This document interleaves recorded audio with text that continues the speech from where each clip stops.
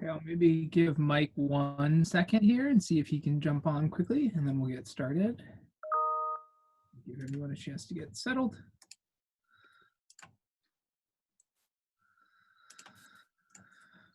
Okay. Just to kind of take care of some quick housekeeping stuff. It looks like in the chat, thank you, Sarah.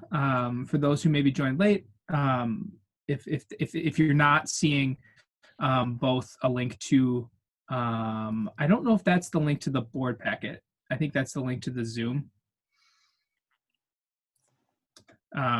So if you're not seeing that, please let us know. There should be 2 links in there, one to the board packet and one to the agenda, especially for our 2 non-board member guests. And we'll throw those in there right now. So while Sarah is throwing those in there, I will say welcome everybody. This is the November board meeting of KFNA, the Kingfield Neighborhood Association Board. We will maybe kick it off because we do have 2 guests here to do quick introductions. My name is Chris Drosch. I am the KFNA Board President, and I live on the 4400 block of Grand. And maybe we'll do the thing where we call on folks. So maybe I'll call on Alice.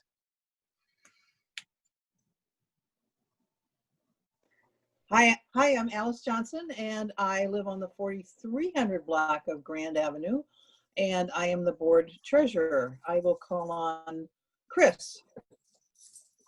Hong. Yeah. Hi, I'm Chris. I am a board member, and I live on 36th and 1st Avenue. And I'll hand it over to BJ. Hi everyone, I'm BJ Titus, he, him, his pronouns. I live on the 3800 block of 1st Avenue, and I am the board secretary. I will pass it over to poor Becky, who's not in Hawaii. Well, that's me. I'm Becky. I live on the 4000 block of Garfield, and I'm a board member. Oh, I'll pass it on to David. I never remember which David is David, so Oh, I'll say that's me. Sorry, 2 Davids. I'm David Searle. I live on the 3800 block of 1st Avenue, and I'm a board member. And I'll pass it to David. Hi, everybody. I'm David Robbins. I live on the 4400 block of Wentworth, and I'm also a board member. And I'll pass it to Jerome. Hi folks, I'm Jerome Rankin. I live on the 3900 block of Pleasant Avenue, and I'm a board member. And I will pass it on to BJ. Oh, I already went, so we can pass it to Mike. There you go. Mike, you're muted. There we go. I am Michael Skinner, and I live on 4200 block of Blaisdell, and I'm a board member. I think the last board member, Sarah, I think you're last. Hey everyone, Sarah Cheetah. I am the board vice president, and I live on 36th and Pillsbury. And I will pass it over to Lisa. Hi, I'm Lisa Hudak, and I live at the 4600 block, well, 4500 block of Pillsbury, and I am a board alternate, most likely getting voted into a board member position tonight. And I guess I will pass it to Sarah, because she probably knows who the guests are. Awesome. Sarah Linus Robinson. I serve the board as the executive director. I office out of 35th and Nicollet, just north of the U-Haul. I am a resident of Kenny neighborhood, and we have 2 guests today. L'Oreal, who I met on election day, and then someone else logged in who I don't have visible. I thought I saw Cynthia. Cynthia. Yeah. Cool. All right. L'Oreal, do you want to go?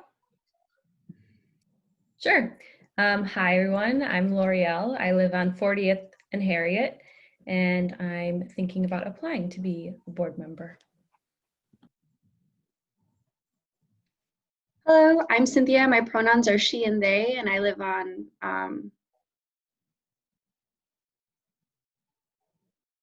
40th and First. Had to think for a second. I was eating something, and that's why I was off. And I actually do have to leave at 7:30, but I'm interested in applying to the board. So thank you for inviting me. Awesome. Welcome. Yeah, welcome. Thank you.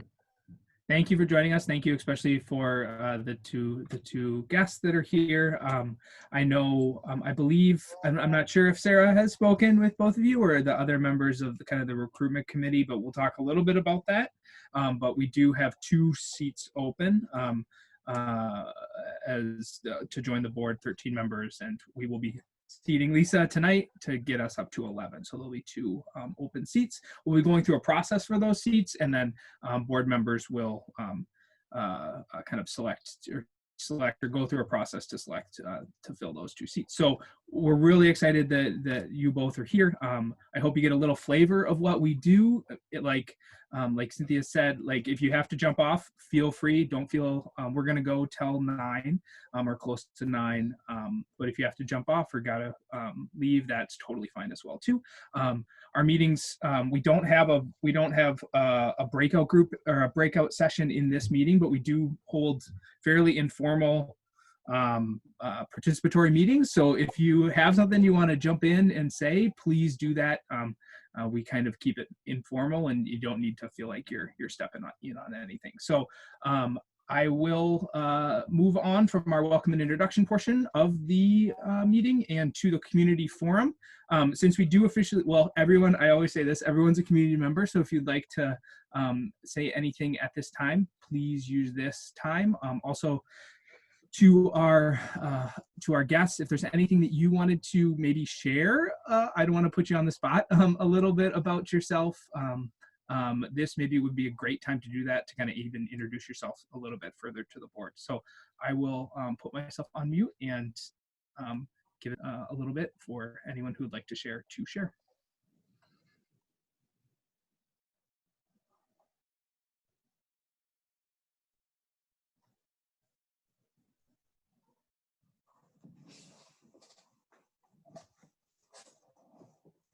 Cool. That's good. I will, as a community member, say that I had a very fun time seeing a lot of you at the election on Tuesday.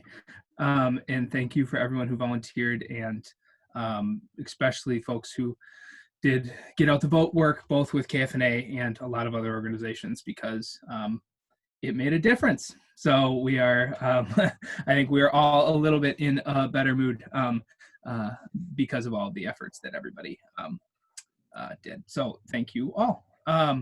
So we'll officially call the meeting to order. And as BJ previously said, we do have a quorum tonight. So thank you for that. And I will ask for a motion to approve the consent agenda, which includes the approval of the October meeting minutes and the approval of tonight's agenda. So moved. Second. Discussion? All in favor? Thumbs up or aye? Aye. Opposed? And abstentions? That moves. Thank you very much. Jumping into the next item, agenda item, review of board resignations and bylaws. So I just wanted to go over this really quickly because it is a little confusing. We've had some resignations and they've kind of been a little staggered. And so prior to our previous meeting, Christina resigned. We were all aware of that, I think. And that seat is one of the open seats currently. Aiden, after some conversation with kind of Sarah and talking about it, decided to resign. And so I'm just going to kind of say too, Aiden was the reason why we made changes to the bylaws to be able to seat board members who were under the age of 18. I believe we set it at 16. So I also just want to recognize Aiden and say thank you to him for kind of facilitating and moving us in that direction, because I think it's really, really valuable. I think it's great that we have younger folks who are engaged, who we know they're engaged in the community, and engaging them in a space like this was, I think, really valuable. And so Aiden facilitated that change, and I'm really thankful for him for stepping up and joining the board and participating in the time that he was here. And then we believe it was a couple weeks ago, we also learned from Derek, and he submitted his resignation as well due to some kind of due to work and some other commitments. So the two seats that are the seat that we're going to be discussing right now is actually Aiden's seat, which his term is through the next board election. So whenever we have that annual meeting, our next annual meeting, usually typically in the spring, that is when this seat will be up. According to the bylaws, well, I guess I'll even take a step back. At the last election, we had two alternates. One alternate chose not to continue on as an alternate, and the second alternate, or I guess the second alternate, who was Lisa, stayed on when Christina's position came up. Wasn't maybe a good time a month before, and then when Sarah reached back out to her again, when Aiden's position became open, stepped up and said yes. And so according to the bylaws, we seat alternates, and then we move on to appointing members. I think we call them members, which are pretty much community members, people who live in the neighborhood, or business owners. So the motion that we have in front of us tonight is going to be seating Lisa, and then we will then be going through a process to fill those other two seats. So just for you guys who are here, understanding that process and what's happening. So are there any questions on the resignations, on the board openings right now, or the process we're going to go through to seat Lisa? No, but I would like to just acknowledge the fact that when Sarah reached out to me in September, school was starting. Both of my children were going to be fully distance learning, and I had just started budget for work, which was which was kind of like a trifecta for me, and I just could not commit at that point in time. Got a couple of months under our belt now with the distance learning thing, so it's a little bit smoother, a little bit easier for us to work with. So when this opportunity became available, it was a much better time for me to be able to say yes. Just in case anyone was curious as to why I said no and now it's yes. And I should also say that Lisa has been on the board previously. I don't know how many years you previously sat on the board, Lisa. Oh but my gosh. A while. Well, you were on the board and then you came back. Yeah, I was on the board for a while. Then I stepped away for when my son started school, and then I went back on the board, and yeah. So always staying active and interested. Thank you. Any other questions or comments around this? Otherwise, I will ask for a motion to seat Lisa as a board director.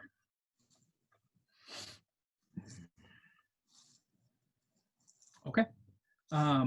Could I have a motion to seat Lisa as a board director? I will move to seat Lisa. I Second. Thank you. Any discussion? All in favor? Aye or thumbs up? Aye. Aye. Opposed and abstentions? Okay, awesome. Congratulations, Lisa. Thank you for stepping up, and we're happy to have you.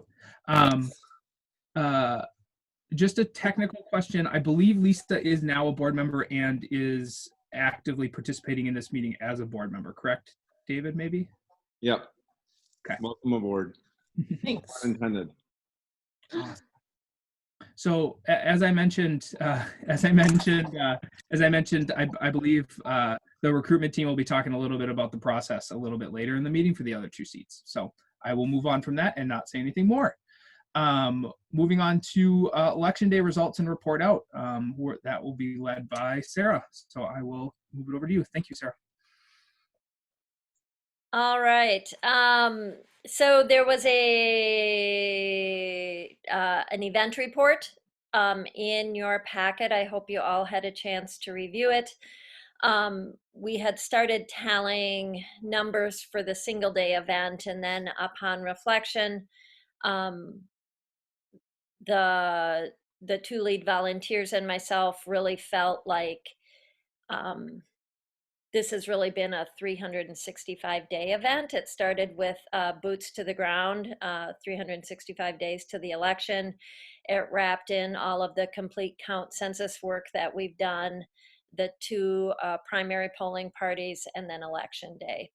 So those are not the numbers that you see in attendees from election day or the voting numbers, but the hours and dollars that you see reflected both in staff work and in supply work getting ready for the event. Election day itself was a pretty streamlined event. We had about 70 volunteers participating that day, a number of people new to the organization. We signed up close to 100 people for the email list.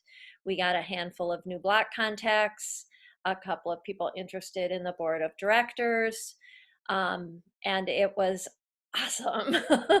I think that we, as Chris said, everyone's been a little starved just to hang outside and see thousands of people, and people stop by all day just feeling cagey, and knew that people would be at the parks and just came by to say hello. So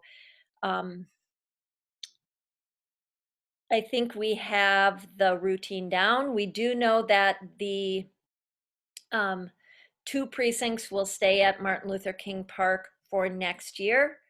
Then redistricting will take place, and we don't know if it will stay that way, but we have at least 1 more year of the entire neighborhood voting at the park.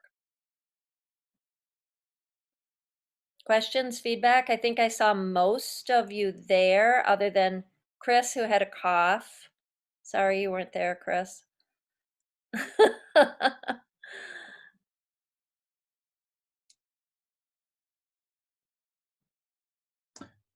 I'll also just reiterate what I said at the top and what Sarah mentioned too. It was so awesome to be able to see people come. It was very and how hopeful people were. It was very inspiring, and I was there for most of the day, from like 11 until whenever we left Sarah at 9 o'clock at night, and it was. And it went despite a lot of, I think, some fears, right, about issues at the polls and intimidation at the polls. We did not see any of that personally, and I think that was a fear of mine. That honestly, I wanted to see everybody, but that was why I decided to stay for 10 hours or whatever. So it went as smoothly as I think it could go, and I think I will just speak to the value that I think we have in those tents, and also just speak to the effort that especially I think Scott puts into this, because it's a ton of work, and Scott puts a ton into it, and it's his baby. And so I think, just although Scott's not here, thanks to Scott, and I know Dan did work on it too, for all the work that they've done on this, because it's important, and we see that in the numbers too. We see in the numbers that all the turnout is really, really great in our two the 2 tracks that are serviced by Mlk Park. So that's all I have. Any other questions or comments for Sarah? I would say the cool stat that I heard is even after the big scare of votes coming in after Election Day won't count, only 382 absentee ballots came in after that date to the city. So I think the word really got out that people needed to bring their ballots in person across the entire city. So great. The other thing I will just say too is one of the really great things that I saw was there was someone that had that wasn't able to was working with like a cane and wasn't able to see and wasn't able to navigate down the stairs, and us having volunteers there to assist that person. That was actually one of our previous board member Elena's husband, was the one that went in with her and walked her through the process, and was actually the one to help her fill out her ballot. And so like us having volunteers there to be able to facilitate those process facilitates people voting and makes that easier for folks, and that's great. So that was kind of a cool, interesting story and a really neat thing that I saw. So any other questions, Sarah? I have a comment and then a question. I just want to echo like what an amazing effort this is and how cool it is to see so many people get energized around voting. And I also noticed that like some other neighborhoods started to pop up with some voting signs too. So that was pretty cool to see. And I do think that especially like this time of year with the getting dark earlier and we've got a busy street, like all of those things, like having the people there welcoming people to come and vote, I think make a big difference with people's just comfort level and safety and being out in the neighborhood and everything. And also I really appreciated the framing kind of like as a follow-up to people in the newsletter and people who volunteered, like acknowledging that voting is, you know, but one action in our democracy and, you know, a step, but not, you know, the only effort that we take in terms of our civic engagement. And so I really appreciate that and think about just the energy that people have around voting and just how like statements like that and how opportunities to get involved with KFNA and other things can really, we can really harness that energy. And like voting, yes, but also we have tremendous collective power here in the neighborhood to work for the things that we want. So I'm really energized by that.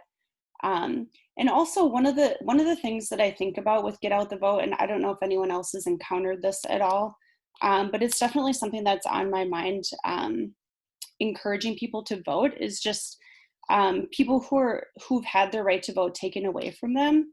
I don't know if anyone's encountered this, but I had 2 people this year in my Get Out the Vote efforts that told me that they were disenfranchised and they weren't able to vote. And so I just think about that with, like, we have a lot of people in the neighborhood who believe in voting. We have great voter turnout, but we surely have people in our neighborhood who have had their right to vote taken away. I think across the state of Minnesota, there's like 40 to 50,000 people, depending on who you look at or who's reporting. I think ACLU said something like 50,000. And so I just think about like, this has been a big lead up this year with the census requiring a ton of work and, you know, this big election. But is there a way to think about working with some organizations or even just maybe like creating awareness? Like, do people realize that this many people in our state can't vote? And this is a nonpartisan issue. And is there a way for us to like use some of that energy and political power in the neighborhood to advocate for voting rights to be restored? Just a thought. And yeah, something that I had been worried about with Get Out the Vote. And sure enough, yeah, this year I talked to 2 people who I was trying to convince to vote, and they did not have that right.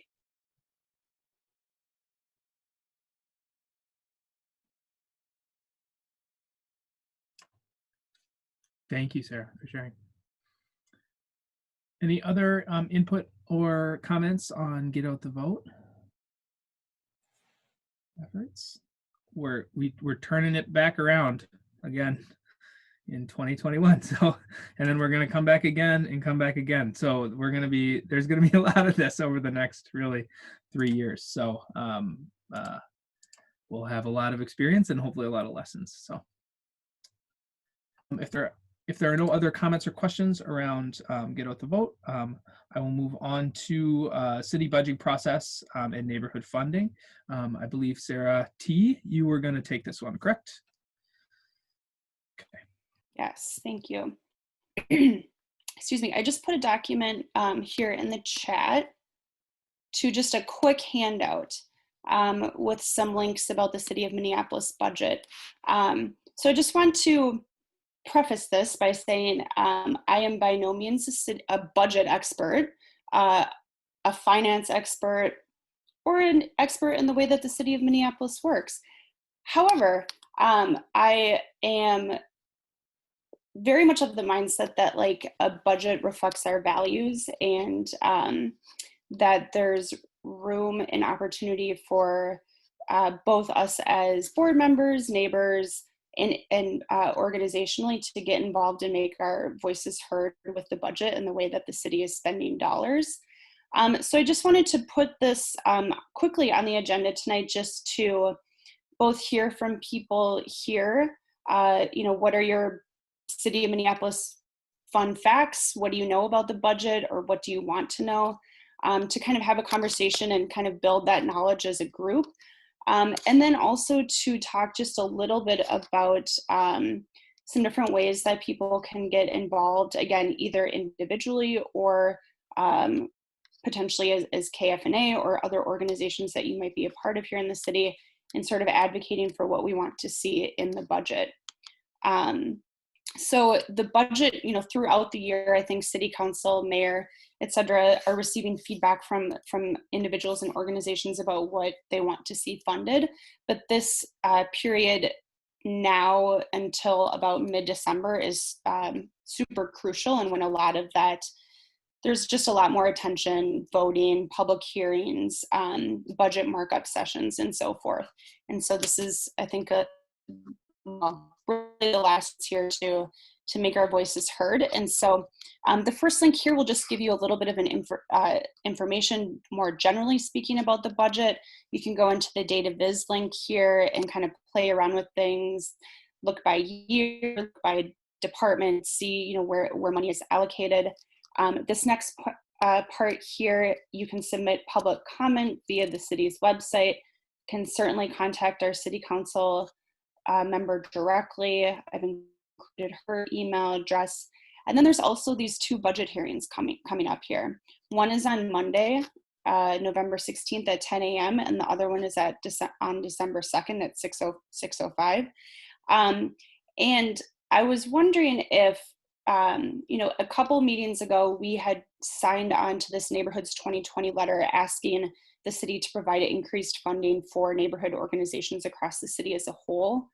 And the budget hearing could be a great opportunity for someone to speak on behalf of the organization in support of that increased funding. And so I put just a few notes here. If there's anyone here that would be interested in testifying, I don't know if people have done it before or not. It's a good opportunity, I think, for public speaking and just to have that experience of speaking, I guess, quote unquote, in front of City Council, because it's done virtually at this point, and you mostly just call in, press *6 when your name is called, and then provide about 2 minutes of testimony. So maybe I'll just pause there and see if anyone wants to share any information that they know about the city budget, or if people have questions that they want to pose to the group or other people might know, or that we might be able to check in with the city about. We do actually have a neighbor here in our neighborhood that works on the city budget, and so she could potentially be a good resource for us. Questions, comments? Sarah, there is a question in the chat. Let me take a look here. Are they the same ones that, so yes, they will be. The city of Minneapolis does have a YouTube channel that streams live meetings. And so yes, they will, I imagine that they will be available both if you go on the City of Minneapolis website itself, you can link up to City Council TV, or you can go out to their YouTube channel. I don't think that, like when I've watched it recently, it's just the council members that you can see, or the mayor, or whoever is presenting. For anyone providing public testimony, I think it's just going to be audio, just calling in. So I will freely admit I don't know much about the city budget, but I know a lot about our county budget. And just because I work for Hennepin Healthcare and we get money from the county every year, and they're looking to hold their budget flat. And so they're not giving extra money. In fact, they're looking to possibly claw back. I don't know. Again, I don't know much about the city of Minneapolis, but I'm betting they're in the same boat and they're looking at ways to cut costs. So it may be challenging to get additional funds, but I'm not saying it's not worth asking. I definitely think it's always worth asking, but just something to be cognizant of as well.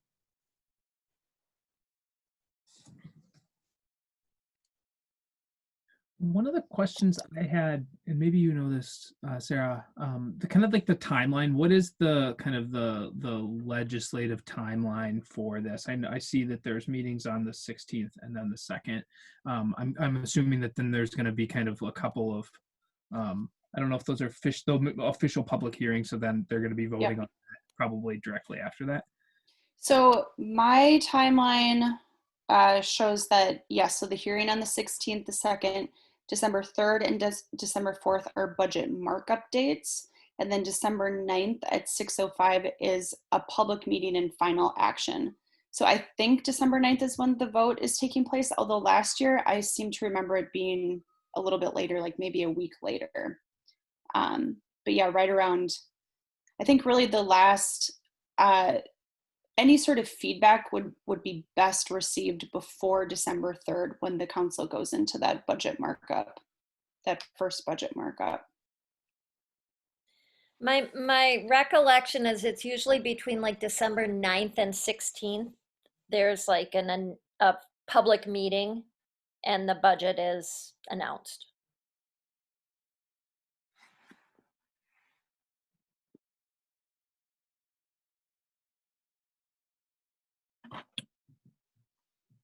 I will share the only statistic that I know about the budget, which is that, sorry about my children are yelling in the background, which is that the Minneapolis Police Department budget is around 190 million, 180, 190 million. And the Minneapolis Health Department budget is only around 24. And within that, the Office of Violence Prevention budget is only around 2.5 million. So most of my questions around the budget are about the balance of priorities, specifically around those three things.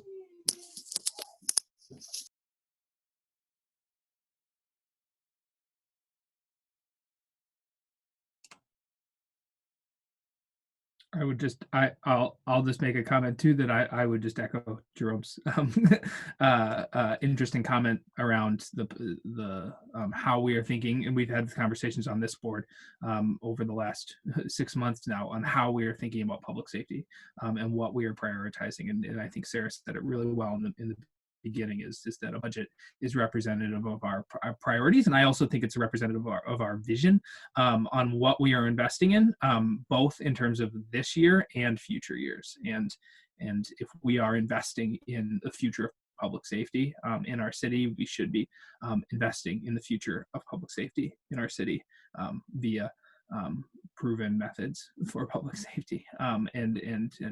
So I think that is obviously the hot topics, probably not the right way to say it, but that is what a lot of people are talking about, and I think rightfully so. And so I would encourage folks to continue to engage on the idea of public safety and policing in our city and how we can do it better. And not to dip off of the topic of the budget related to that, but there are 3 meetings in the next week. Actually, it might be 2 meetings and the survey by the city of Minneapolis about community safety. If people haven't seen that survey, it is on both our website and our Facebook page, and that is to give input to the engagement process about public safety. There is also the meeting tomorrow. Can you remind me, Chris, who called? It's the state of Minnesota. Yeah, it's the Department of Human Rights. I think it is. And then there's another meeting next week that I'm trying to get a Zoom link for before I invite you all, but it's called By the North Side. And it's North Side neighborhoods, which are seeing a huge increase of violent crime. And the chief of police and the mayor and a number of other people, I believe, on the 16th in the evening, organized by the Jordan neighborhood. They're looking for 1,000 people to be in on the meeting, so.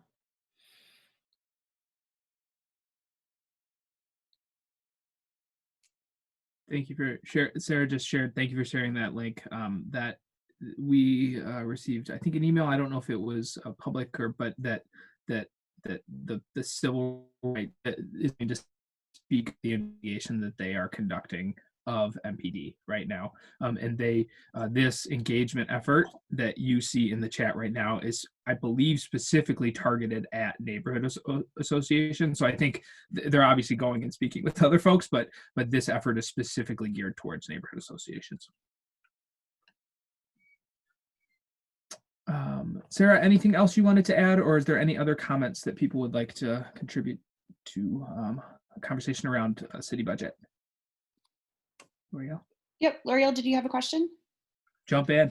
It's not about the city budget. I just have a question about tomorrow's presentation about the civil rights investigation into the MPD presentation. Is that something that anybody can have access to? Like, can I sit in and listen to that? I think so. I think that one was the 16th. Oh, I don't know. It says November 12th. Okay. The civil rights investigation meeting, there's two. Okay. Tomorrow, one at 9 a.m. and one at 5:30 p.m. Okay. I have the email right here from, let's see, the person that sent it out is the Community Engagement Director for External Relations at the Minnesota Department of Human Rights. Okay. I clicked the link in the chat for those of you who are interested, and it took me to the meeting. So I believe you can just go from this link. Okay. I can also forward the invite to anyone who might be interested. I don't know if you have to actually, I had to RSVP. However, we have the access code, so you could copy this, and if you share it. I just tried to cut and paste the one on the 16th is called a community safety. Safety Now Community Forum, organized by the Jordan Area Community Council. And maybe just to answer your question super directly, L'Oreal, yes.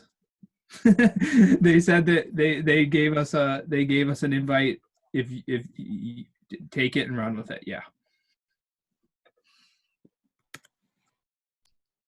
Yeah, I would just say that my last comment is just to encourage people to consider doing the testimony, whether it's in support of neighborhood organizations or some other piece of the budget that you feel passionate about. And I'm, again, by no means an expert with budget or testifying, but would be happy to work with anyone who's interested in signing up and crafting. It's usually a 1.5 to 2 minute testimony that you provide. I always write it out and just read it, and there's no interaction. Nobody's going to ask you a follow-up question or ask you to explain yourself. You read it and hang up and move on, and it gets entered into the public record. So thank you. Awesome. Thank you, Sarah, for going through that.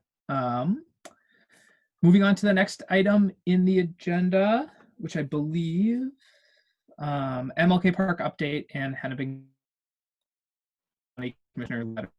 One I will take to start off. So obviously we've been talking over the summer about the folks who have been living in MLK Park and the neighborhood association's role in supporting humane and conditions for those living there. And really, I view our role more in supporting the neighbors who have really stepped up to welcome, to support, and to get to know those folks that have been there. And it's been a fairly, consistent group of people who have been living in the park. So you've heard me, and I do it in the resolution, but you've heard me say how thankful I am for the neighbors that have stepped up, how I think meaningful it's been to us as an organization, how meaningful it's been to us as a neighborhood, and what they've done is nothing short of it's pretty amazing. And so I just again want to thank them, and even like carrying that forward, they don't stop. And so understanding that they're one of the things that we've talked a lot about is that in my opinion, and I think a lot of the folks who have been helping out at the park's opinion, is that parks are not a permanent, especially tents in parks, are not a permanent housing space. And that we need a better option. And we need to be pushing our elected officials. We need to be pushing the county. We need to be pushing the city. I think we need to be pushing even our immediate neighbors to say we need to find sustained supportive housing for folks who don't have it, and we've seen that come into our community. We've seen folks, we can see it in our community now. It existed before, but we need to be advocating in all the ways that we can. So with that said, I was asked by some of the folks who are working in the park, who have written a letter to Hennepin County, our Hennepin County Commissioner, Marion Green, and the Hennepin County Board. The link that you'll see there is a link to the letter, and then a link to the resolution itself that I am asked. What I'm asking the board and what the neighbors are asking the board is to sign on to this letter. The letter will come from kind of a general neighbors supporting folks in MLK Park, and then it'll come from the Kingfield Neighborhood Association. So I support this letter wholeheartedly, as I said in the resolution, and I very much support the action of acting to support people where they are, and also advocating for the ability for people to move into more sustainable housing, and especially thinking about supportive housing, which this letter touches on quite a bit. So I will leave it there for a sec. Are there any questions about this resolution, about the letter, or about any what's happening at MLK Park right now?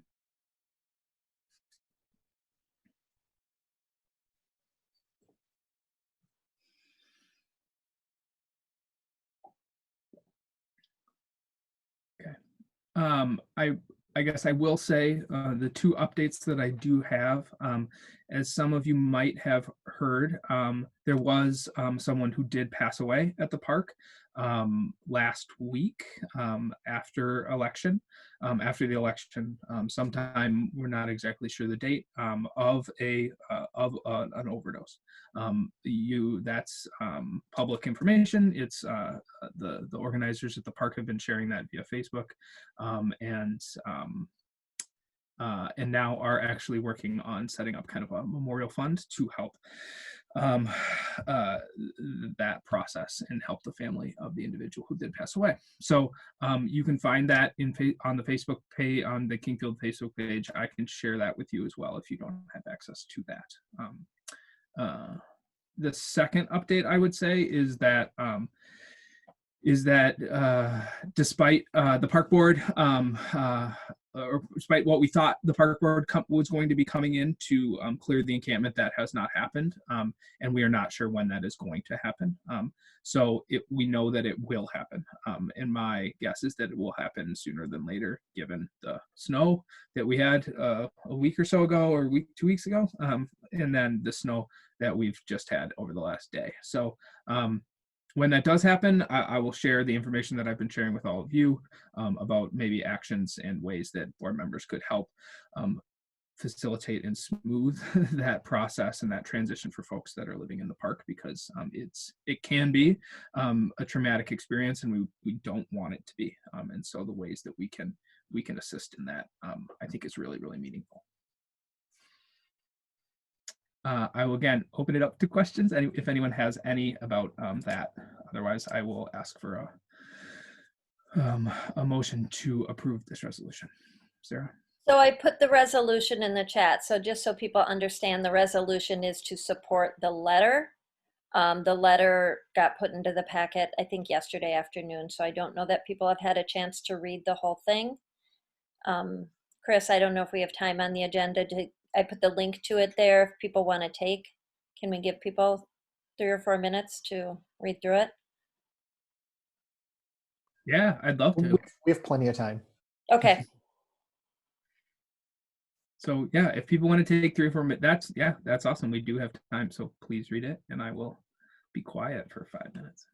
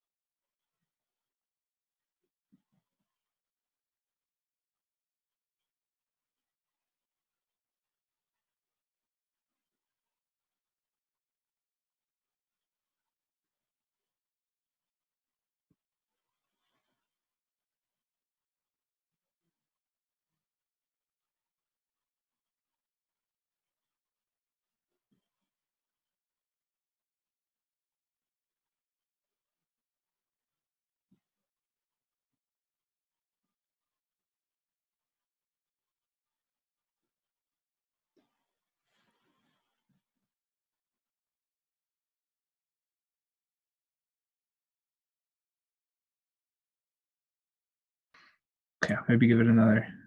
Becky's good. Cool. Now that everyone's had a chance to kind of take some time and read through that, are there any questions on that?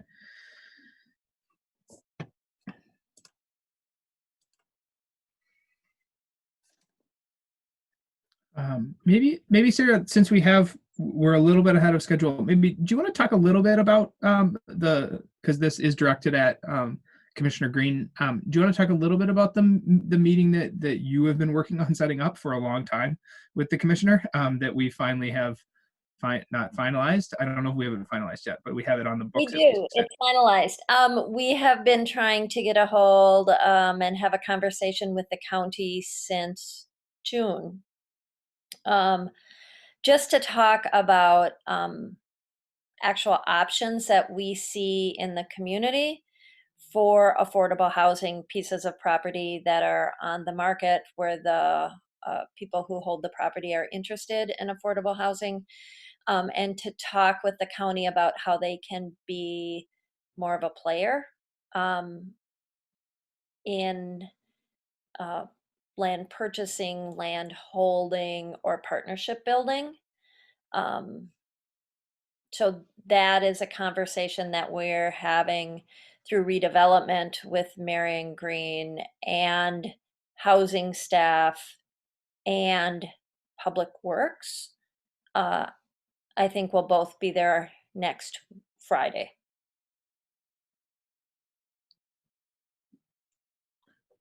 So I would say if anyone is interested in that meeting and would like to join, we're trying to, I don't want to say keep it to a smaller group, but we want to have kind of a productive conversation with them specifically about some of the properties in the neighborhood. So if anyone wants to join with that, please either reach out to myself or Sarah.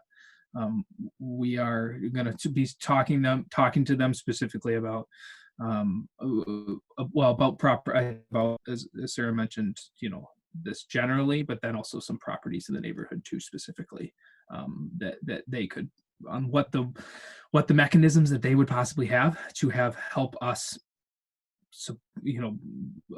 support of deeply affordable housing on those plots. So, and if you want, maybe if you want more information on what those properties are, we can talk to. So. Any other questions, comments about MLK? Any questions about the resolution itself? Based on some feedback that I think we got last time when we brought a resolution, we're like, what are you going to do with this? I put in the resolution what we're going to do with it. So thank you for that feedback. So the folks will be sending it out tomorrow, and I think I also put it in there that we could use. We also could share this publicly as to the community as showing that this is kind of our stance on this. So, okay, could I get unless there's any other comments, could I get a motion to approve this resolution? So move. Second. I'll second. Discussion. All in favor, aye, or thumbs up. Aye. Opposed and abstentions. I was an aye too, sorry. Thank you, everybody. And I think Lisa had asked a question, can we add the resolution to our website? I think that's a great idea. The final update that I wanted to give quickly on Mlk Park, because I processed another batch of them today, but we've been working with Metro Transit to get people discounted bus passes. It's amazing how many folks are living in the park who were using regular bus passes, not using discounted bus passes. So I think we've processed 30 of them, maybe 40. And are putting money that has been raised through the community onto those bus passes for folks. So we've brought in somebody from Metro Transit who comes out to the park, signs people up for the discounted bus passes or the bus cards, the go-to cards, and then we're putting money on them so that they're able to immediately use them. So that's been super successful, and thanks to Metro Transit for being so willing.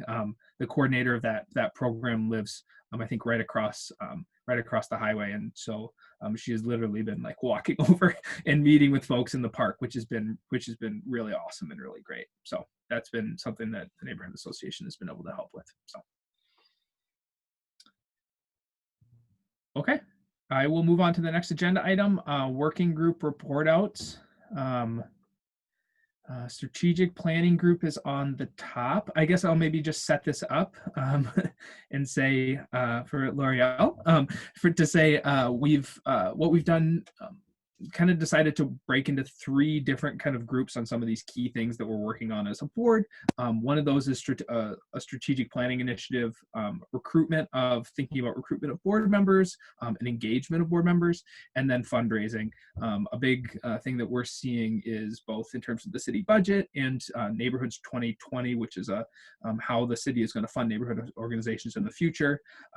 We know that funding is going to get cut for organizations like ours, and so thinking about how we fundraise within our community and how also we tell the story to our community who we believe value the work, the events, the advocacy that we do.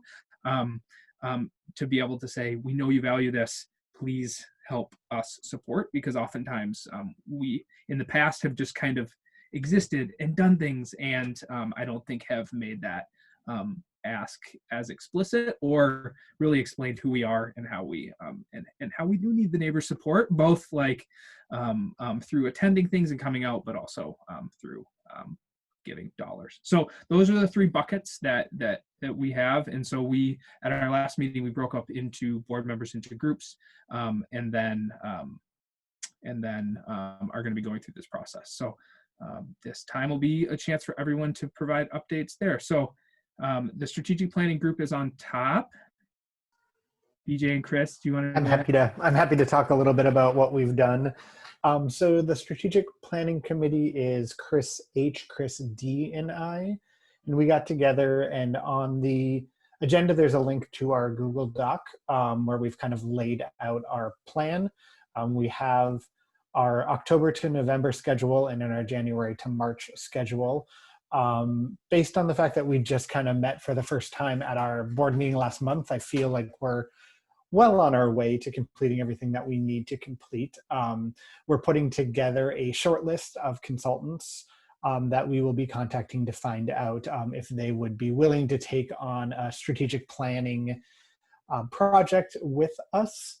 And we are going to be talking to you all today. So that's going to be moving off of our tonight list to our completed list, and then reaching out to those consultants, and then doing some sort of interview selection process to potentially choose one of these consultants to be working with. And we will be bringing that plan to you all in next month's board meeting. And then starting in January, we'll actually start the strategic planning process itself. Chris, anything else you want to add? I didn't really know anything about strategic planning prior to the meeting, so I was just really excited to be there. But I didn't have a lot to contribute.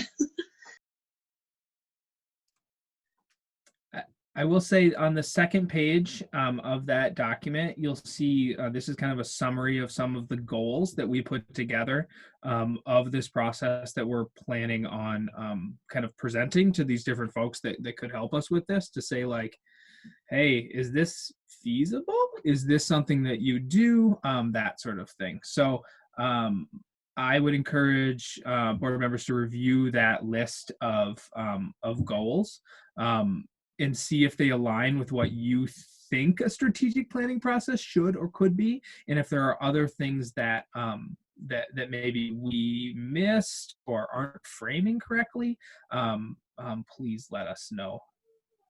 So maybe I'll give everyone just a quick chance to catch, just to read through that.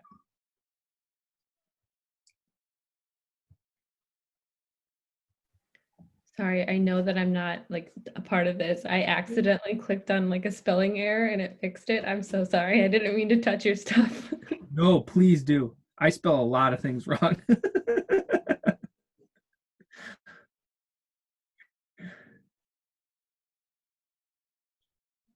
I also say just underneath that too, that one of the things that we were talking about is like, do we need a consultant for this? Do we not? And so that's that pros and cons list is a little bit of like a really high level summary of our discussion of like, what do we kind of need somebody or do we not? And I think I would say, maybe tell me if I'm wrong, folks, but like I would say like, I think we're leaning towards yes, but we want to have discussions, kind of more informal discussions with some of these individuals or organizations to say like, does this make sense? And if they say yeah, then, but they could come back and also say no, how you guys are thinking about this isn't smart, and then we'll maybe have to reset.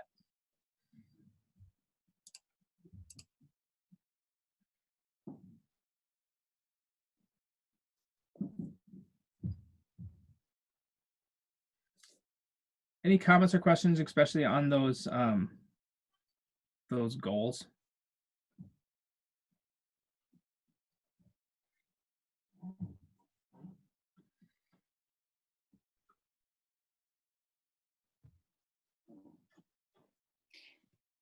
I think this all looks super awesome. I think these planning goals, I think that sums it up. The only addition that could potentially be spelled out, and I'm sure that you're already all like thinking about this, is just but just spelling it out that we want to do all these things, and we want to do that with an eye towards equity, racial equity, diversity in all its many forms. So basically, I guess in line with the statement that we had put out, just thinking about all of these planning goals with that lens, with that perspective.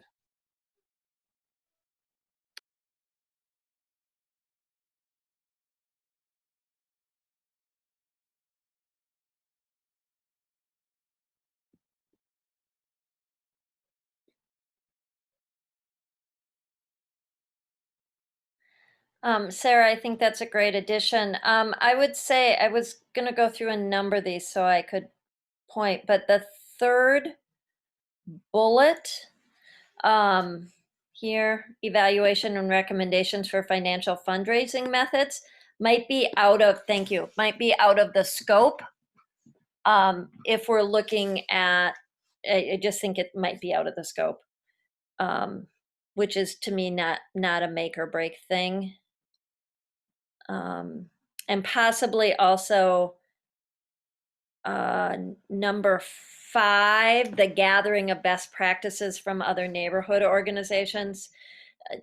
That could be a rabbit hole.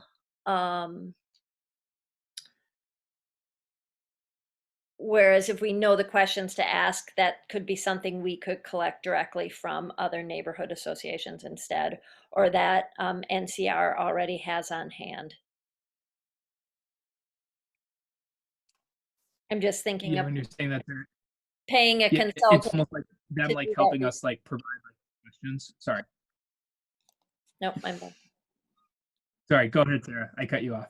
No. I was just thinking that paying a consultant to go do research of best practices of all these other organizations would not be worth KFNA's dollars to be spent, probably.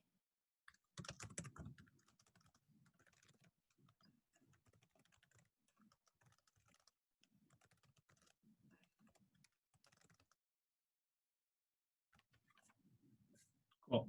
I think that makes sense. And I know obviously we're going to go into these 2 next groups. I added like the fundraising and even like recruitment into this, and I think that there's ways that we can like, I think strategic planning process kind of like bundles even the 2 other groups a little bit. And so hopefully the work that you all will be doing too will also help inform this a little bit as well. So yeah. Any other comments or questions about this? Otherwise we can move on. And I guess I would also just say if you have any other ideas after reading through this or think, you know, other things, please share them with us or just throw them in this document. And then we'll hopefully be coming back to the next meeting kind of with a solid plan moving forward with how we're going to move forward with this. So.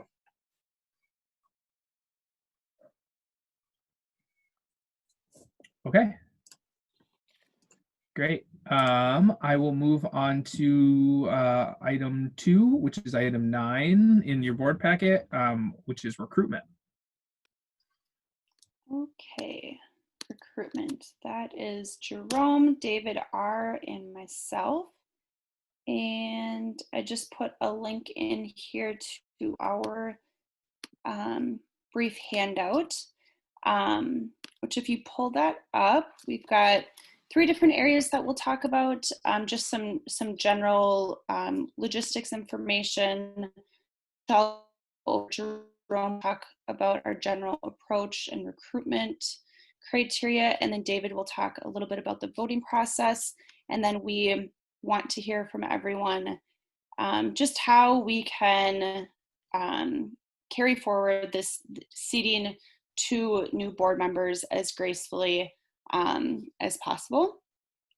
So basically our recruitment group has been tasked with a bigger task of thinking about recruitment both short term and the long term, thinking about our annual meeting and so forth. But tonight our update focuses on the 2 open seats, which we will be recruiting for.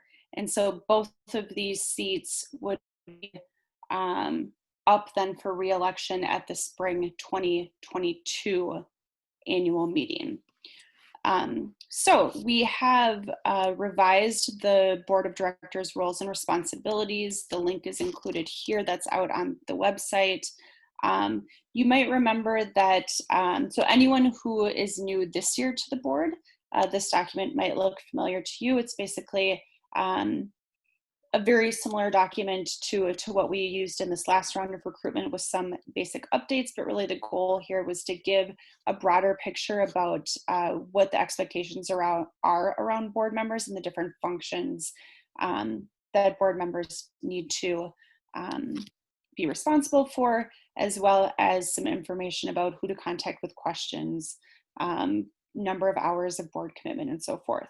So we've got that up on the website. We also have the KFNA board application, which again might look familiar to a lot of people.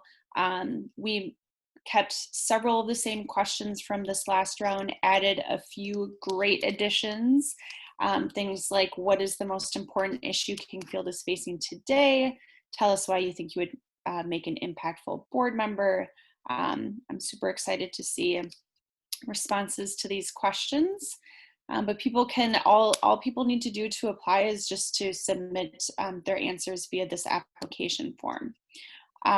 So the applications are open now until December 20th.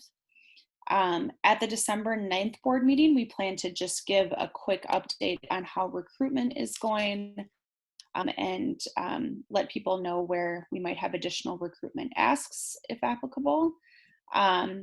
Applications will be due December 20th. We'll take some time to kind of package those applications and get them ready to be included in the board packet.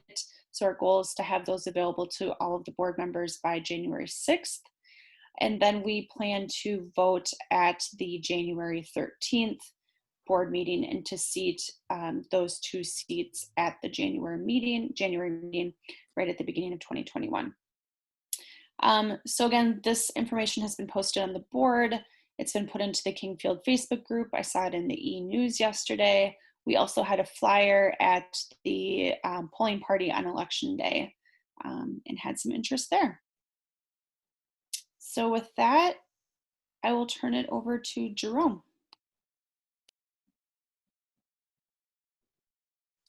Hey, folks. So I'll talk a little bit about our approach to recruitment for these 2 open seats, and then a little bit about how that approach will kind of trickle into the approach for the annual meeting and all the open seats that will be up for election then. So essentially, the guiding idea behind our committee when we were talking this through is the fact that this is sort of a special opportunity for our board. So we've long had the stated goal of increasing the diversity on the board and ensuring that it looks more like a representative sample of our neighborhood. And that's diversity in a lot of different facets. It's, you know, it's not just racial diversity, but it's also cultural diversity, income diversity, housing diversity, and along all the spectrums that you can think of. And so because these are 2 open seats appointed by the board has more power and thus more responsibility, I think, to generate a pool of applicants that matches and meets the criteria that we are all seeking for our board, which is more diversity. We've already had these open seats posted in the places that Sarah just mentioned. We've already got some great interest noted by the couple of folks who joined this meeting tonight. Welcome, which is good. So we're already seeing some folks sort of starting to fill in that applicant pool or potential applicant pool. But I guess my ask to the board and what I think our role can be in this process is to go to our networks. And this is something that we do, I think, for every board recruitment phase, but in this time around, when you are thinking of folks who may be interested in applying for the board, our ask as a committee is that you think about people who will help to diversify the board along all the different criteria and metrics that I just named, or others that I didn't. To think specifically and intentionally about the folks who are inviting to apply, and consider whether or not they will bring that additional diversity or representation to our board. And if you think they will, then absolutely invite them to apply. The idea being in that if we are intentional about that in this phase and in this time when the board has the power to shape the pool, and if we're successful in doing that, then we will have a pool that leaves us with some tremendous options and the opportunity to really diversify the board. Of course, the application has been posted a lot of places, and we're going to get people applying organically, which is terrific. And I think with a combination of that approach and also our more intentional approach, we'll end up with what I think could be a really strong pool if we are committed to meeting our stated goals of diversifying our board. So I think that one of the sort of hidden benefits of taking this approach is that if we are able to bring in some different voices and different perspectives on our board for these 2 open seats, we will then have some additional perspectives and networks and ideas when it comes time to do recruitment for, I think, what's going to be 6 or 7 open seats that have to be filled at our annual meeting. And so this is a way for us to get a head start on our goals, but then also give us some more firepower in figuring out how to have a more representative board when we have a lot of seats up for elections. So that is sort of our idea of how to approach these 2 seats. Of course, you know, this is going to be a transparent process. It's going to be a methodical process, an objective process. And I think all of those things can be true at the same time that we're being intentional about the folks that we are inviting to apply. So that is what I think are our recommended approach and criteria as we try to convince some applicants to join the process. And any sort of questions or thoughts about that?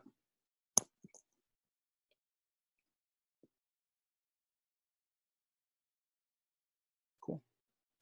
Hearing none, I will pass it on to David, who's going to talk a little bit about the voting processes. Great. Thanks, Jerome. So we've had a lot of discussion about the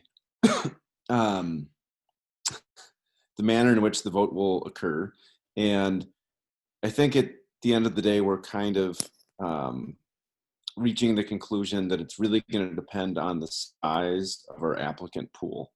So I'm going to briefly go over what we know, and I think just kind of getting the board to start thinking about what the ask is come January and what maybe to expect come January for that all-important vote. So the goal, and I think Sarah went over this nicely in her timeline with the December 20th deadline for the applications. We're going to compile all of those applications into your January 2021 board packet for review, possibly even further ahead of time. It's possible, given the additional questions that we have in the application, that we're going to get some really insightful feedback. We're going to get some really great applications, and I think Sarah and Jerome would probably echo this, but we would encourage everyone to review those in detail and really take it seriously. And our hope is that come the January 2021 meeting, we're pretty familiar with the applications and the applicants, and we're ready to discuss. My understanding, and Sarah LR, feel free to think about this, mull it over, or respond immediately right now. My understanding is that the discussion on the candidates is going to be something that would have to be done openly. So we've talked a little bit about the mechanics of that, but that's something to keep in mind. And given that we have 2 open seats and potentially more than 2 candidates, there is a little bit of tension between trying to make sure that the 2/3 vote for each candidate is achievable, attainable at that meeting. So we've had some discussion within our group, and I think that this is the thing that is meriting further discussion based on how many applicants we actually have. But what is the process for determining who the board thinks the top 2 candidates are? And I won't go into the details of kind of the options that have been thrown out, but suffice it to say, we have mulled over a handful of options for narrowing it down to the 2 candidates.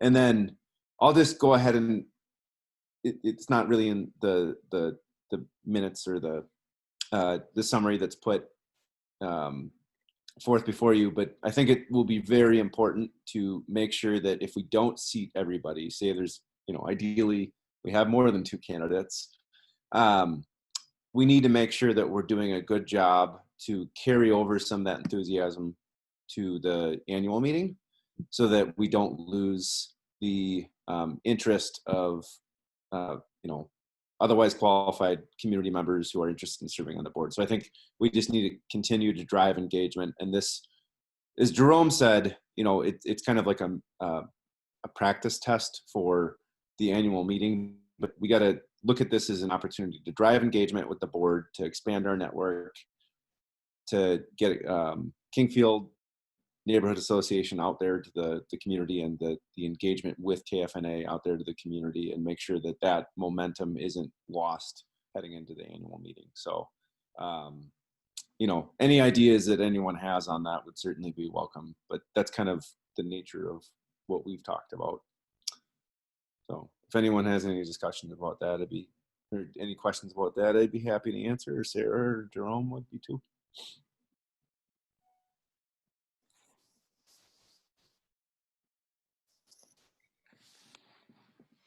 I don't have a question for any of you guys. I have a question for the guest that is here. Maybe quickly, what brought you here tonight? Like, what did you see? Did you have a conversation with someone at the park? I guess feel free to share or don't share what you'd like to, but I would love to know like how you got to this place to coming to this meeting. Sure. So yeah, I volunteered on election day, and I got to meet with Sarah Robinson. And I just asked a couple questions about the board and kind of like what you guys did. And I've always been someone that's interested in volunteering with my community and engaging with my neighbors, and just trying to make the community better. And I don't know if this would count as like a political setting, but I've always been someone interested in politics as well. Like, I was in the student council when I was in school. Right now I'm going back to school to get my degree in social work, and I'm on the student senate there. So I just like to be involved and kind of like get my voice heard and make positive changes for my community. So thank you, Sarah. And then thank you, the other Sarah, for sending me a bunch of information about the board and kind of helping me through this process and inviting me to sit on this meeting. So thanks everyone for listening and letting me be a part of it. Can I ask you one more question? Sorry. Go for it, yeah. What did you know about the board before you volunteered to sign up, or like the neighborhood association and the board? Like, were you aware that the board existed? Obviously you signed up to be a volunteer at the polling, but yeah, what kind of was your familiarity with the board before? So I'm just on like the Facebook group and Nextdoor, and then my future brother-in-law is like a block captain, I think. So I mean, I just know a little bit from what he's told me, but yeah, like Facebook, I guess, and then just volunteering and talking with other community members. Awesome. No, thank you. Yeah. Thanks for asking me questions.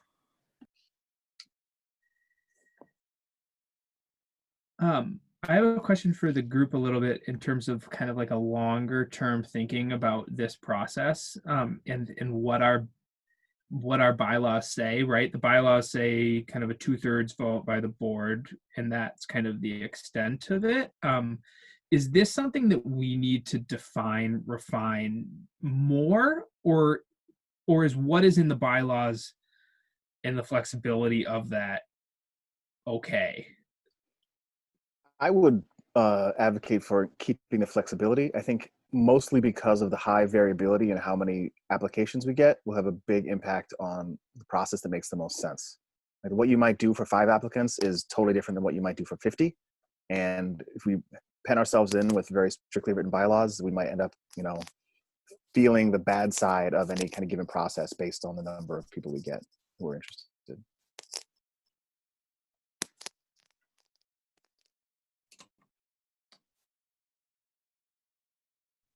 I have a question for David R. You had mentioned open discussion. Is that just openly reviewing the candidates, or is that like a lively discussion about our process at that point in time? So the plan would be that we have the process in place by that point in time, and this would be a discussion more openly about the individual candidates. Okay. Will that be recorded within the meeting itself, or is it a board kind of locked down meeting, or how do you envision that working in the Zoom world? So I think that unless Sarah LR can think of a reason why we could close the meeting for that type of discussion, I think we have to keep it open.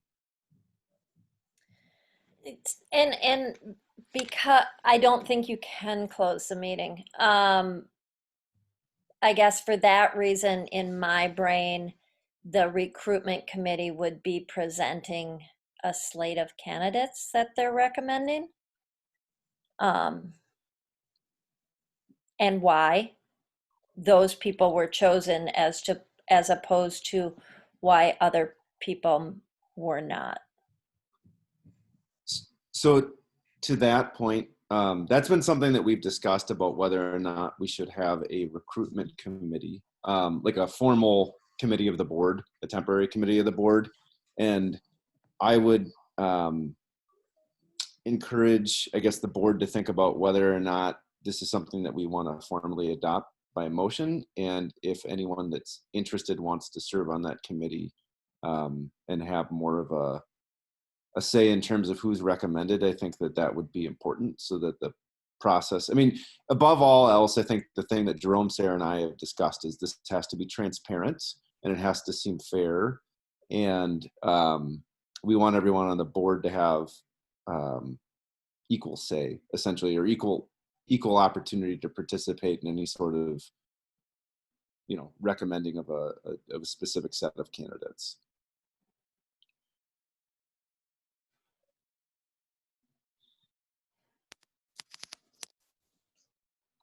And keep in mind that, from my perspective, I think we could also talk about this. We could talk about this by, I think we'd have time to talk about it at the December meeting once we understand the universe of the applications that we're getting. Because I think at that point in time, I haven't checked today. I checked, I think, on Monday, and there hadn't been any applications received. I didn't check today, but I think this might resolve itself, frankly. If we have 5 applicants, then I think that, yeah, so Sarah T just says we don't have any applications yet. So there you go. If we have the great scenario of we have 50 applications, that's fantastic. And we definitely need to drive those people to unseat me at the annual meeting and unseat everybody else at the annual meeting and drive engagement. Because I think that, that would be a great scenario. But for this situation where we have 2 open seats and it's the board that's going to be putting people on, we're electing our colleagues. I think that we need to make sure that that's transparent, it's fair, and we've had a lot of discussions about the best way to do it. But we could table that until December so we fully understand the scope of the applications that we're getting and what type of how successful our outreach has been.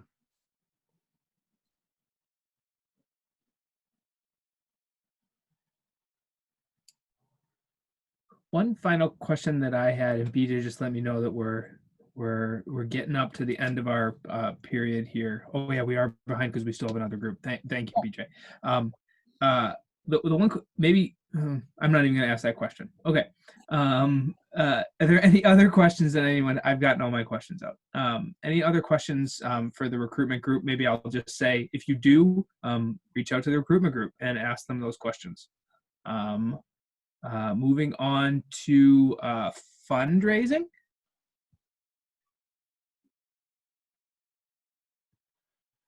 I think Alice is trying to get. Yeah, I'm unmuting. So in the packet we have, what we've been working on is getting a year-end appeal letter out, written and ready to send out. And thank you, Sarah LR, for your work. And we went through quite a few drafts. I don't know if everyone's had a chance to read it. If we want to take a few minutes to do that, BJ, you can tell us if we have time or not. So the plan is to, Sarah's got it tentatively formatted, but the plan is to get this out as soon as possible. And then we will also have a process where we will be thanking people as quickly and directly as we possibly can, either through phone calls or we have physical addresses or email addresses through a written follow-up too, so we can get a sense of our universe, and then we can develop a plan to go forward from that. Sarah, anything you want to add? I'm just making sure I posted the right. I posted the right letter, but without. No, it's not totally formatted, but it's close. How about that? It's super close. Okay. I have the wrong one in the packet still. The goal was to keep the letter to 1 page. Yes. To highlight sort of not only the work that KFNA has done this year, but sort of the challenges that we have faced and how we've sort of faced those. Thank you everyone who sort of dug into that letter and cut out a ton of words. It was about twice as long when we began. And then the other phase of the process that I think Becky and Dave are going to take over is the social media aspect of the campaign and working to get short videos from each of you about why you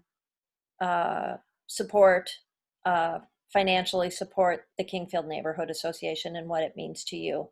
And those will run probably through the last week of November or the first week of December on social media, also with an ask that you guys share those with your networks. So it's not just going to be the voice of KFNA saying, here's another board member, but the testimony from you guys about why you give your time and your money to this organization will be key. So yes, this is almost the final. One question we had for everyone too is, what do people think about whether we should have this signed by Chris or signed by the board, or a list of each of our names, possibly with a signature and a picture, and then that would be on the back. But on the front, we would have would be where the words work, because what we want to avoid is just getting into a point where people don't read it at all. They probably will just skim it and look at the pictures anyway. But we have the ask up front, and we're trying to bring this back so that people feel the impact personally, so they will feel personally engaged to give.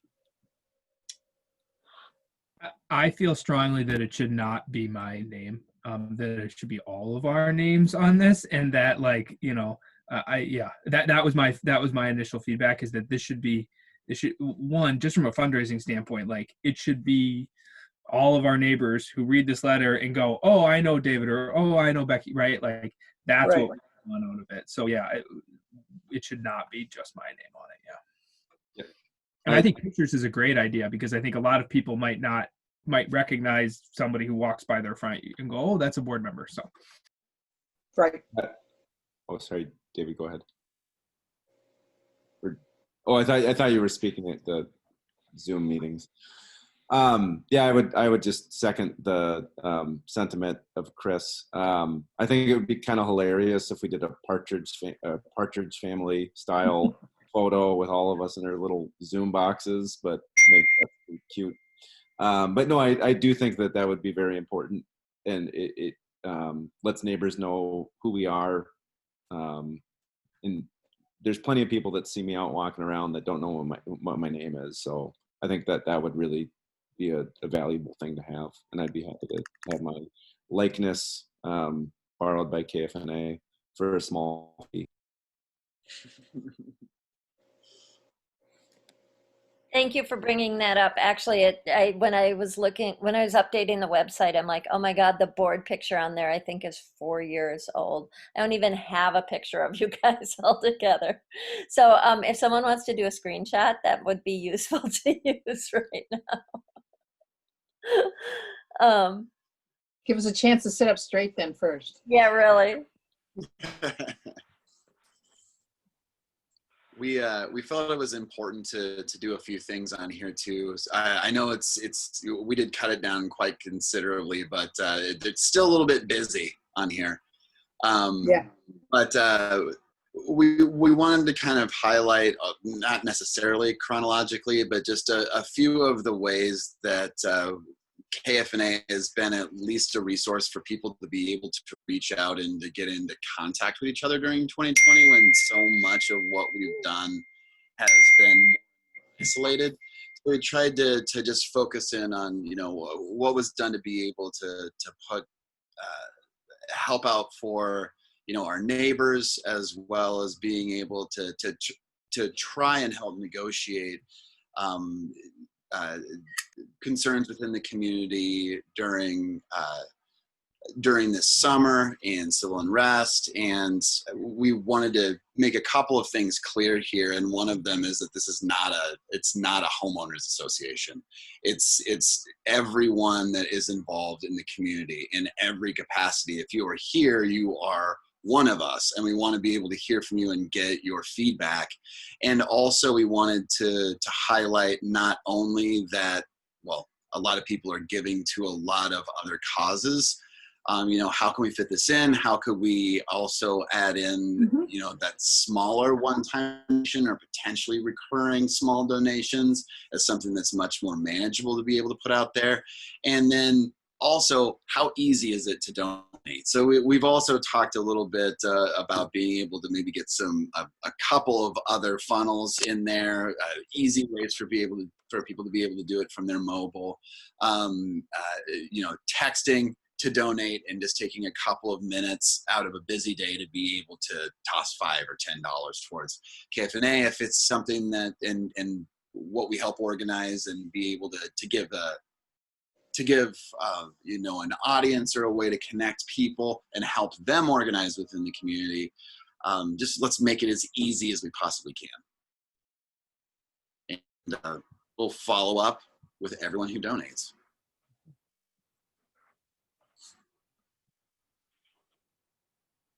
Great. Since we are falling a little behind, does anyone have any kind of final questions? My only final input, I would love to see us get the Venmo PayPal thing figured out, because that is the way that I donate to stuff. And so just personally, like, I would love to see us get that figured out. So any other comments on fundraising or just kind of these three buckets before we move on? to Sarah's staff. So if I can just clarify, if we're trying to get this out tomorrow, I will put all board members' names on the back. Do you want, if you guys want a photo, everyone has to send me one tonight. And if you want a signature, you need to send me one tonight when we get off.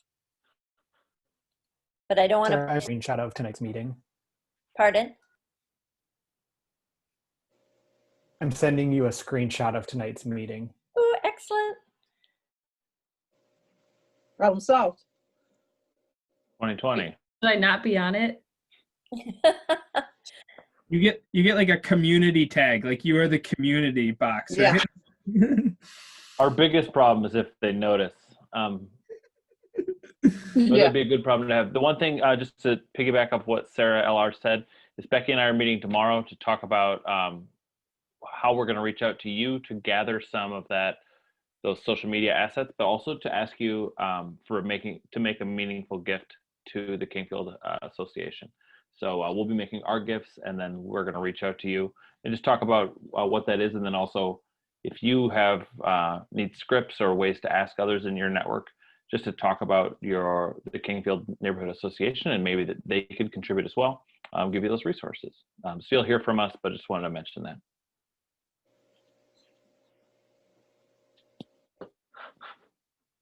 Amazing. Thanks, guys. I'm also just super excited, and like forming these groups, engaging on kind of in smaller ways in these buckets, I think is awesome. And so I appreciate everybody's contributions to these things, and we chose them for a reason, and they all are really meaningful. And I guess I can say, and probably on behalf of the executive committee who really kind of came up with this too, I'm super impressed and super excited. And thank you all for doing that. Since we do have 20 minutes left, and Sarah, I don't want to shortchange you on time, we'll jump to staff report. Can someone look at the agenda and tell me what other notes I had on here? Southwest Journal. Southwest Foundation grant and the 990 report. Okay. So I'm going to start with one that's not on here, of course, just because it leads into it. So those of you who've been on the board for a while know that for the last 4 years, we've been talking about 3916 Blaisdell. It's a city-owned lot that's severely encroached upon. The board had granted permission for the City of Lakes Community Land Trust to come up with a housing plan for it. The housing plan has been accepted and they are ready to go to bid. So super exciting. Just a reminder that KFNA committed $10,000 per affordable unit for each of those houses, and that we had also talked about running a community fundraising campaign directly for that property. We don't need, I don't want it to happen at the same time that we're doing our direct mail, but I think that we should be looking at starting that in January. So they're going to be going to bid. Just one note, and it's not written in our NRP regulation or strategy language, but I want to make sure you guys are aware of a change of how we're going to do this loan arrangement. So instead of loaning $250,000 at 5% interest, CLCLT has requested that we only loan them $150,000. And this is in part because of how they can use that money that comes from the city. So they would like to use a smaller amount of money, but because they're in the midst of COVID and supply shortages, they would like to use it for 18 months as opposed to 12 months. And so if you recall, the goal of this program was to loan out a chunk of money and get it back fairly quickly so that it can be loaned to another affordable development project. I would like the board's permission for them to use the funds for 18 months. I do not feel like that's going to conflict right now with other development plans going on in the neighborhood. Questions about that project? So, Sarah, it's less money, longer term, and they pay interest over the term with a balloon payment at 18 months. Right. So it's a 5% loan, but remember that it's forgivable. So the up to $10,000 was forgivable if they paid it back within 12 months. It will still be up to $10,000 will be forgivable, but it will be over the course of 18 months. Gotcha. Okay. I And haven't. then we get the interest income. The interest Yeah. income would show as income to the neighborhood association. It would be paid back directly to the city of Minneapolis and held for us on a housing strategy line for reuse. Okay. So essentially, Kingfield Neighborhood Association is putting in $30,000 to build this affordable housing, which they expect to be at 80% of affordability. The idea behind doing a direct fundraising campaign is asking neighbors who have declared that they're super passionate about affordable housing to come in with matching dollars to that, and it would directly buy down affordability even further for this property in the neighborhood.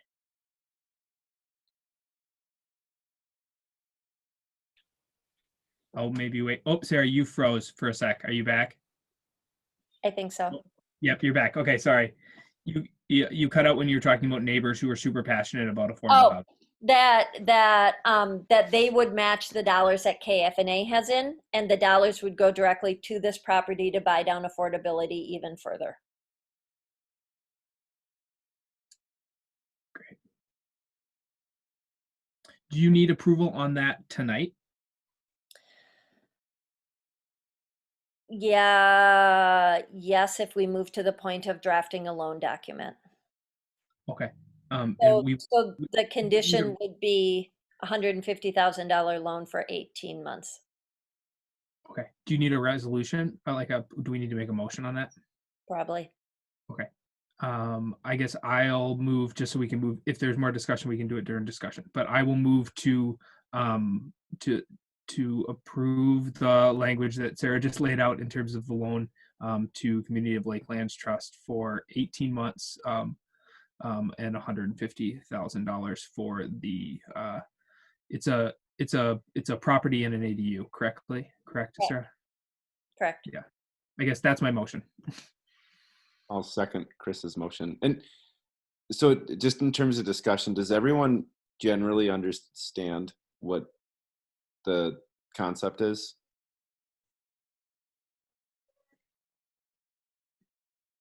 Yes, but I would prefer things to be in writing.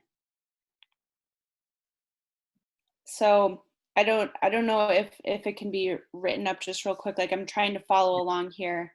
But housing is not my forte. So it would be nice to have it in writing, but especially if we're gonna take a vote on it. Well, I think that's totally fair. So I don't think they need this to go to bid, which means I don't know when the loan document would be drafted, but I feel like I could present the terms of the loan agreement to you guys for an e-vote based upon this conversation. That would work. Yeah, can we approve it upon the conditions that we still agree with it once we see the terms of the loan document? Or yeah, I mean those are we can table it. We can table the motion. Yeah, that's fine. And especially for folks who haven't been through this process in the past, right? Because we went through this process with Community of Lakeland Trust on the 46th Street property. Yep. And so if for folks who I think that's totally fair, right? If we want to like make sure that everyone is totally transparent to what's happening and have that written out and have that whole loan that the board can approve, I think that that totally makes sense. So we can just table that if that works for you, Sarah. I just don't want to be delaying things. That's my only reservation on this. Right. No, and we've gone back and forth between the city and the land trust for how they want to do this. So I think that's totally fine. You know, we could draft up the loan document, and we're not a signer on the loan document. They're signers on it. They're just using money that's allocated to the neighborhood. Got it. It's kind of weird. So. Okay, so let's just in the sake of time, Yep. because we don't have much time left. We'll table that, and then Sarah, you can, once we need to do that, we can do that either via an e-vote or at the next meeting. Okay. Okay. So just an informational piece. We submitted last week a grant to the Minneapolis Foundation from the partners at the South Nicollet Action Center. So us and Lindale, Minneapolis Climate Action,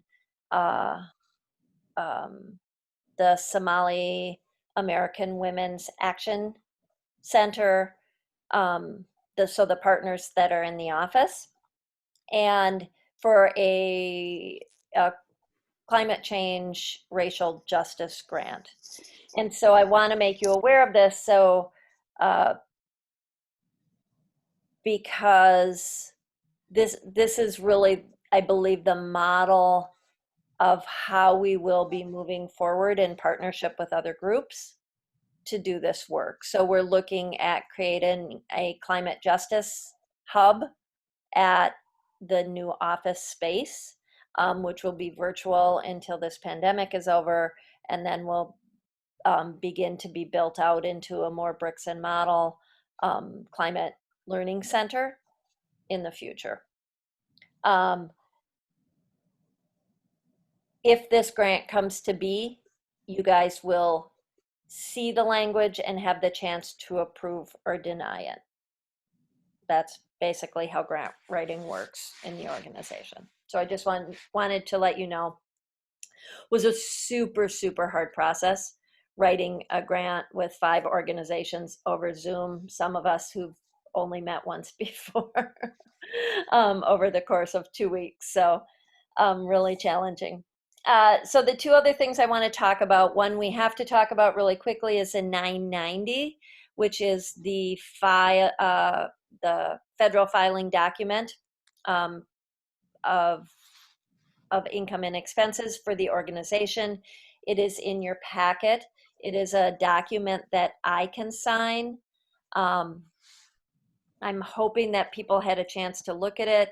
It's a bunch of not super exciting numbers that just basically show what's come in and out of the organization.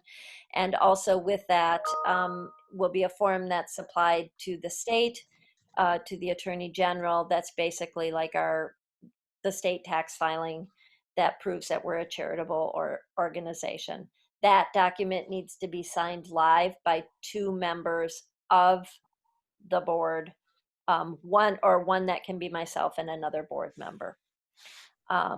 These were prepared by us, for us by Mike Wilson, who's a CPA within the community, paid for by the city. So these are our annual filing reports.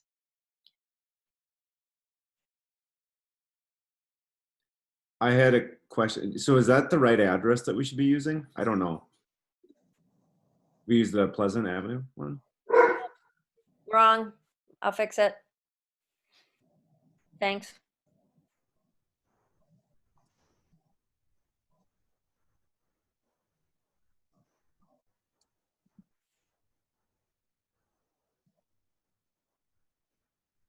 Would it be okay if we said that we gave board members a certain amount of time to review this, and then it sounds like we don't need a board action for you to sign this, right?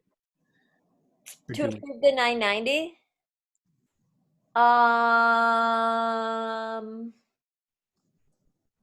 Typically we have board approval. Okay. But I don't know that we have to. I mean, it's, Okay. I guess maybe I would like to give everybody a little bit of time, if that's okay, to read through this and then supply comments. And then if you feel like we need to then do an e-vote, we can do that. Otherwise the comments from folks, if they aren't, I disagree with this, then we okay. can proceed. That would be my insight, unless anyone else has any other comments. When does this need to be submitted to the You know, city? because of COVID, the AG form doesn't have to be filed until like the end of the year. The other one typically has to be filed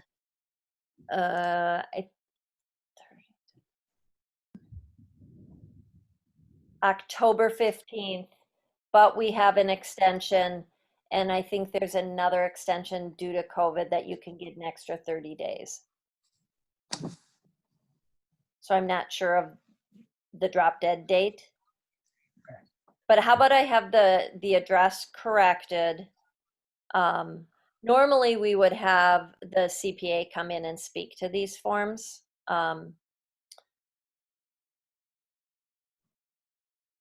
So why don't I put a memo together with them and get them back out to you with the corrected address and see what questions are.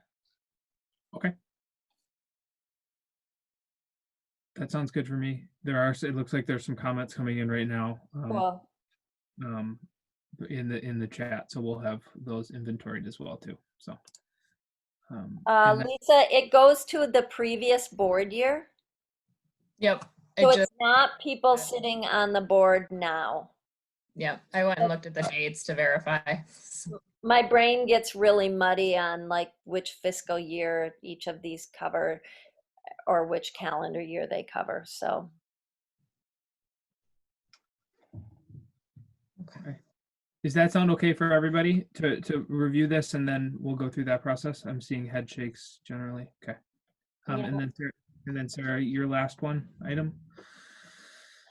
So the last item is Chris and I have been in a couple of conversations with folks from the Lowry Hill East Neighborhood Association about the potential purchase of the Southwest Journal as a community newspaper by a bunch of community neighborhood groups. We had a meeting this afternoon, which was followed by a conversation with the Independent News, INN. Chris, do you know that acronym? Can't think of it. Just talking about structure and how this could work. So I don't know that all of you have been in the loop, but I believe in September, the Southwest Journal declared that they were closing. In October, it became official. On November 1st, they let a bunch of staff go.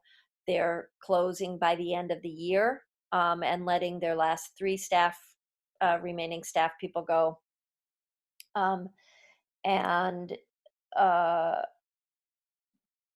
think our gut is their original intent was simply to close the paper, and then they realized there might be some interest, and they listed it with a broker.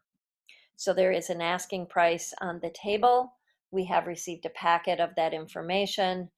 It is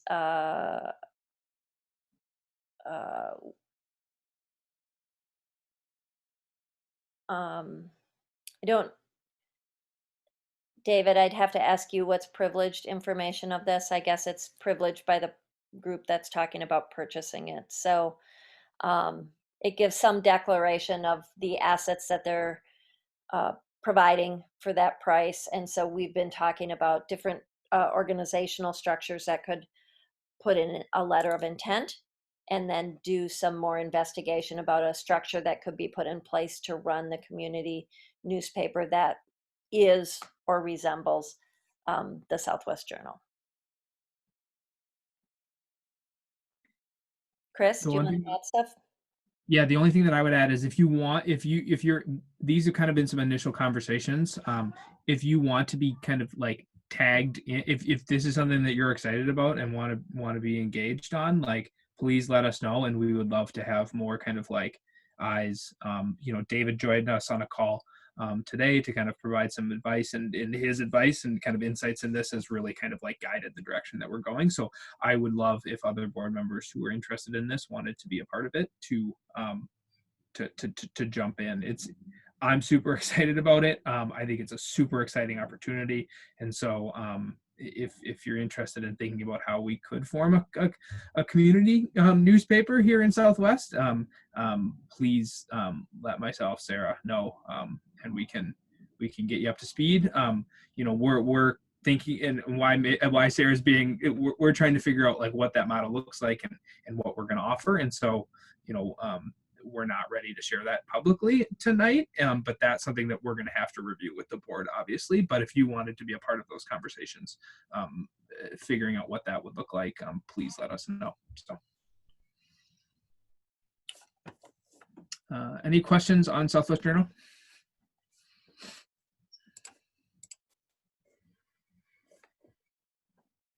Okay. Sarah, anything else to add?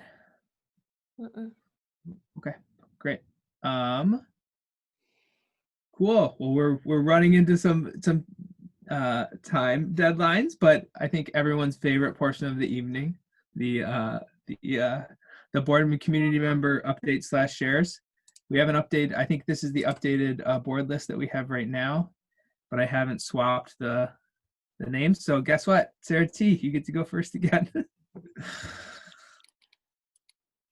Yeah, I put an event overview sheet in the board packet yesterday. I had the opportunity to attend a meeting that the Southwest Business Association had convened with the 38th and Grand Business Node here in our neighborhood around the idea of safety. So there weren't, as I understand, there weren't any like situations or incidents or anything like that that contributed to the meeting being called, but rather people gathering together proactively as business owners in the area to talk about safety. So check out the report. Let me know if you have questions. I think I probably left the meeting with more questions than I got answered, but it was an interesting conversation to be a part of. And I mean that, and like, it was interesting just to hear directly from businesses and their kind of perceptions and some issues and some concerns within the neighborhood. So happy to answer any questions if anyone has them. BJ? I've talked about it every board meeting, but Petite Leon, the new restaurant at 38th and Nicollet, did open. And food is great. They have a great horchata ice cream that they sell by the pint. And wait time is usually 5 to 10 minutes. So it's really quick. Mike? Oh, Mike, you mute if you're trying to talk. Not a lot to share if you haven't gotten over, and why it's escaping me right now. If you haven't gotten over it, where Studio 2 is at, get over there and make sure to get some grub because it's outstanding. One of my favorite spots in town. That is all. BJ put it in the chat, but Brasa. There we go. David S. It was great to see everybody at the outside of the election. The only thing that I've been excited about is I've heard from the city that they will be putting up no parking signs in our new bike lane. Who knows when or where or what the restrictions will be, but that's about it. It's been a good season to bike, especially with the snow here. David R. Well, yeah, so I've it's been a good month. I've had a lot of things that have happened. I've done some good deeds. I gotta say, it was really cool on Sunday morning when I think all of us were kind of in fatigue from politics by that point, to hear everybody come outside and bang pots and pans and scream and hooting and hollering all day long. It really felt like it was the end of, I don't want to say tyranny, so I'll just say tyranny. But yeah, it was really good. Warmed my heart. Awesome. Thanks, Jerome. No local updates for me, but a more national update. So my parents have lived in Atlanta for the last few years now, and so they are being as active as they can as senior citizens in the age of COVID. And there's a couple of Senate seats that are up for grabs there. If you're interested in getting involved in the way that you can from here, and there are ways, just shoot me a note and I will get you plugged in. That's it for me. Awesome. Thanks. Alice?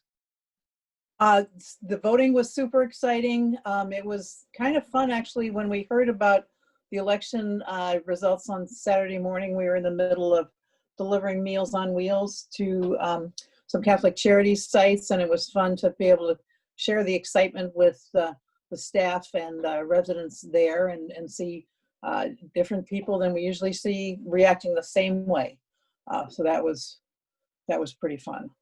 And yes, I think we're all trying to figure out how we can support the state of Georgia and celebrate them too, because that was a huge accomplishment, what they've already accomplished. Yes, for sure. Chris H? So I talked in the last meeting about my school project about Lyndale Avenue, and my group put out a survey that I hope you have opinions about Lyndale that you took.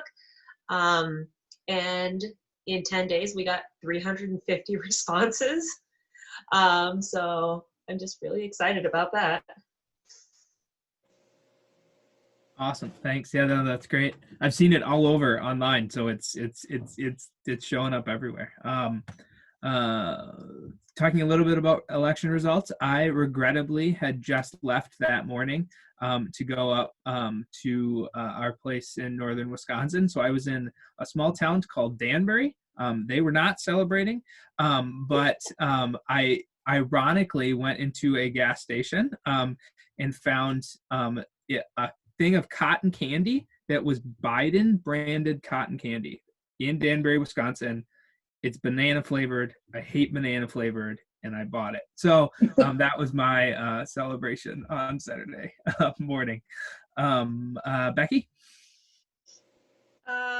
We are still at the bridge every Tuesday. Sarah, I should have told you we're moving it up from 4 to 5 instead of 4:30 to 5:30 because it's getting dark so early. So last Tuesday, God, was that yesterday? Yes.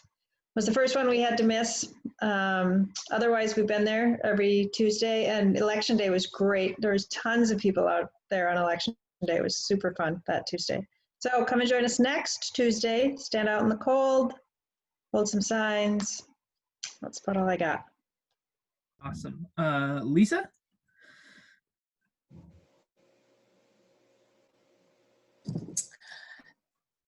I don't know if I have much more to say other than what everybody else has said. Saturday was just amazing. We have a COVID thing where we're having to quarantine. Not that anyone here has it, so everyone here is fine. It's just that we know someone who was infected. So we didn't get to go out and actually participate, but we did decide that we were going to at least drive all the way down Nicollet, down Lake for a while, and then come back down Lyndale and honk and wave signs and cheer out our windows with everybody else that was out and about that day. And that was just really, really a lot of fun. So, awesome. Yeah. Thank you. L'Oreal, you want to share? This is usually, we just share like an update or something exciting happening in the community, as you can maybe kind of tell. Yeah. Well, I guess, I mean, everybody's talking about the election, so I'll just talk about the election.